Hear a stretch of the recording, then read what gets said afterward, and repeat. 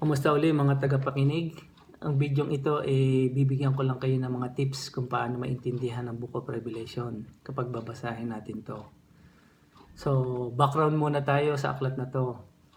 Lahat ng mga vision ng mga naisulat dito patungkol sa mga mangyayari sa huling panahon. So, ibinigay ng Diyos kay John the Revelator nung siya itinapon nga sa isla ng Patmos. So, noong time na nakakakita siya ng mga vision, ang ating Panginoong Hesus ay nasa langit na. So, ito ang background na yan ng aklat na to. Ngayon, ang aklat ng Revelation, ito'y nahati sa 4 na bahagi.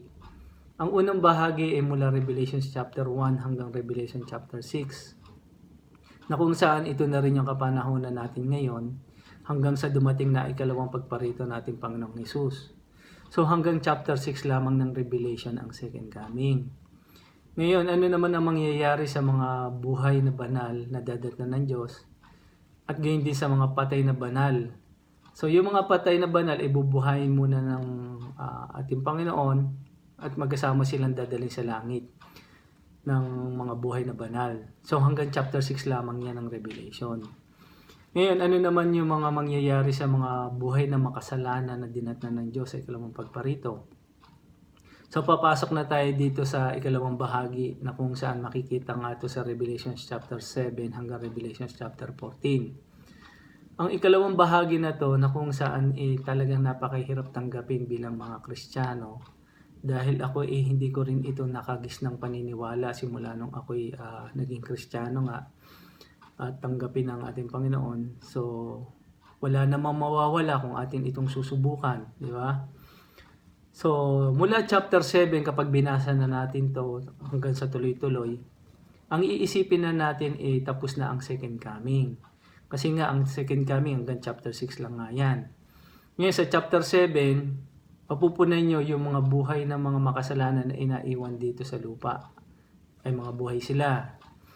Ngayon mapupunan nyo rin na ang mga banal na mga kinuha na ating Panginoon ay nasa langit na. Yun nga, mababasa nga natin yan sa chapter 7 verse 9 na kung saan napakaraming tao na nasa harapan ng trono ng Diyos. So ayun na yung chapter 7. Ngayon mapupunan nyo rin dito sa chapter 7 na to yung mga 144,000 na mga walang dungis o walang mga kapintasan nasa lupa rin. At dito sila tatatakan na ng Diyos para hindi sila mapinsala ng mga salot na ibubuhos ng Diyos sa lupa. Ngayon, magtataka kayo kung bakit sila hindi kinuha ng ating Panginoong Hesus nung dumating siya rito na ikalawang pagkakataon. Mayroon pong dahilan kung bakit naiwan sila dito sa lupa. Ito nga, makikita nga natin yan sa Revelation chapter 14, verse 4, na kung saan ang sabi sila ang magiging unang handog sa Diyos at sa Kordero. So, magiging handog o hain. So, ayun ang purpose kung bakit sila muna ang hindi kinuha na ating Panginoong Hesus. At gayon din sa ikalawang bahaging ito na kung saan ang mga buhay ng 144,000 dito rin maglala sa ikalawang bahagi hanggang chapter 14. So lahat sila ay makakaranas ng persecution sa buhay dahil nga noong time na naghahari na nga dito yung kasamaan, makaka-experience nga sila ng mga persecutions. So sa ikalawang bahagi din na to, mapupunan nyo rin na ang ika-4 na kaharian na binabanggit sa Daniel or ika-4 na hayop or yung pinakabakal at putik na nasa rebulto ni ni Nebuchadnezzar dito na siya mag-a-arise o dito na lalabas sa ikalawang bahagi. Yan, mapupunan nyo rin yan pag binasa nyo na ikalawang bahagi. At least may guide na kayo. Ngayon, dito na rin lalabas yung 666 sa ikalawang bahaging yan. At gayon din, mapupunan nyo sa chapter 14 ng Revelations 14 verse 14 pababa na kung saan magkakaroon na ng anihan na ang mga makasalanan huhusgahan na. Kaya nga sabi dito hinug na ang aanihin. So ibig sabihin, pag namatay na ang isang taong makasalanan, hanggang doon na lang siya. So, lahat ng mga patay na mga makasalanan huhusgahan na sa ikalawang bahaging aklat na to. Gayun din mapupunan nyo rito na kung saan mayroon din mga binuhay ng mga iniligtas. Ayun na po yung 144,000 na kung saan lahat sila nga nangamatay at inakyat na sa langit. So hanggang ikalawang bahagi lang yan ng Book of Revelation.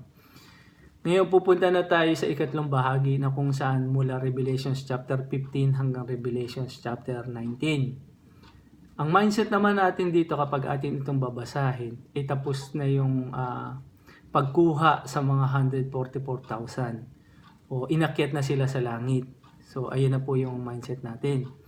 Ngayon sa ikatlong bahaging ito, dito na rin maglalas yung ika-4 na kaharian or ika-4th beast or yung iron and clay or bakal at putik na binabanggit sa Daniel. So hanggang dito na lang yan sa ikatlong bahagi. So ayun ang mindset natin kapag atin itong babasahin. Ngayon sa ika-4 na bahagi, ito yung mula Revelations chapter 20 hanggang Revelations chapter 22. Na kung saan dito nawawakasan si Satanas. At gayon din dito na rin maghahari ang Diyos ng magpakailanman. So yan sa ika-4 na bahagi. Ngayon kung atin itong muling babasahin, pagkatapos nyo mapanood itong video ito, dalawang bagay lamang po ang kailangan nyong gawin. Una, siyempre manalangin kayo sa Diyos na bigyan uli kayo ng karunungan upang mag-guide kayo ng tama at maunawaan nyo yung lahat ng mga nababanggit dito. Kasi sa Kanya nga ito galing, so sa Kanya rin tayo hihingi ng karunungan. So yun yung una. Ang pangalawa naman, lahat tayo mga Kristiyano ay may mga kanya-kanya tayong mga paniniwala. Lalo-lalo na kung ang pag-uusapan ay mga huling panahon. So lahat tayo meron tayong mga pinanghahawakang mga paniniwala dyan. So wala namang mawawala kung susubukan lang natin itong isang tabi at tignan natin yung mga napanood natin ngayon sa video at maging guide natin. So wala na mawawala kung isang tabi natin yan at bibigyan natin pagkakataon na uli na basahin to sa ganung pamamaraan para maunawaan natin. Kasi ang nagiging dahilan din kasi kung bakit hindi natin naiintindihan tong Book of Revelation yung mga paniniwala natin minsan na nagiging dahilan kung bakit hindi nga natin ito maunawaan. So sa paanong paraan, gaya niya kung babasahin ko tong Book of Revelation at may paniniwala ako bilang isang Kristiyano, dapat kapag babasahin ko tong Book of Revelation, dapat sumasang-ayon to sa mga paniniwala ko. Pero sa kasamaang palad nga, hindi gano'n na nangyayari at parang naguguluhan tayo kasi meron tayong pinanghahawakang mga pananampalataya o mga paniniwala. Hindi nagpipit sa sinasabi ng Book of Revelation yung mga paniniwala natin. Kaya hanggang ngayon, ito ay nagiging isang malaking katanungan sa atin bilang mga Kristiyano. So marahil ako'y naka-experience din yan ng mahabang panahon. Sana gano'n din, alam ko gano'n din kayo na hanggang ngayon ay nagiging isang matinding mystery itong aklat na to.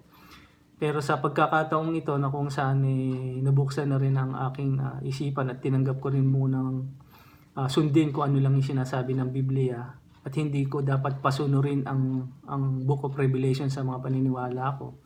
So ako dapat ang susunod sa kung ano sinasabi ng aklat na to. So sa kabutihang palad naman doon ko na siya nalubusang naintindihan at ngayon sinishare ko sa kapwa ko Kristiyano na sana din makita nyo rin yung light na nakikita ko gaya ng ibinabanggit ko sa inyo. So sana wag nyo munang masamain at ito lamang isinishare ko lang din sa inyo para at least maintindihan na natin kung ano talaga ang mangyayari sa mga huling panahon.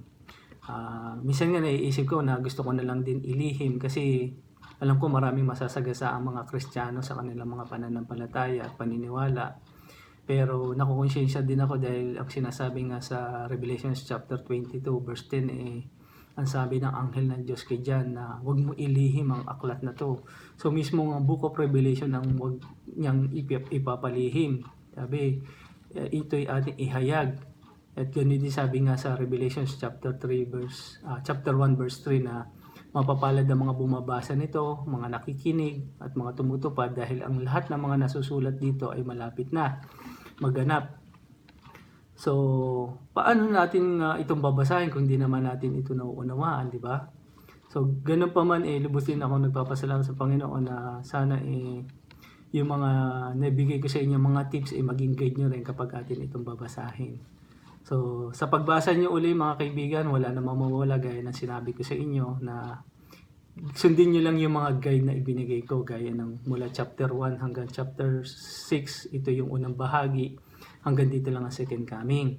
Ang ikalawang bahagi, mula chapter 7 hanggang chapter 14, na kung saan ang iisipin na natin ay tapos na ang second coming. Ngayon, mula ikatlong bahagi, mula Revelations chapter 15 hanggang Revelations chapter 19, na kung saan ang 144,000 ay nasa langit na.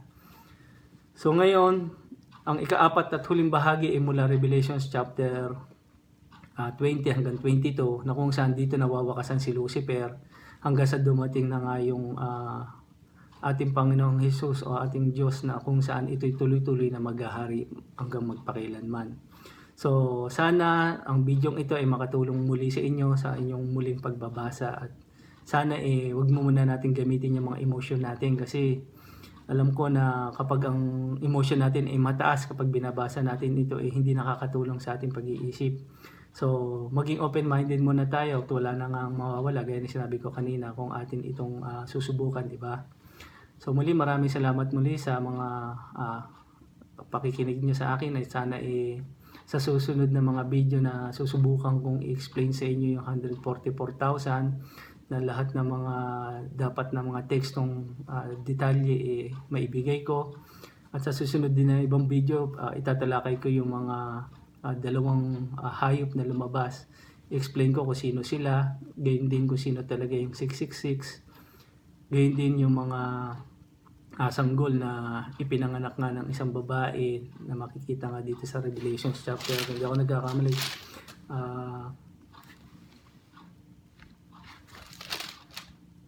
chapter 12.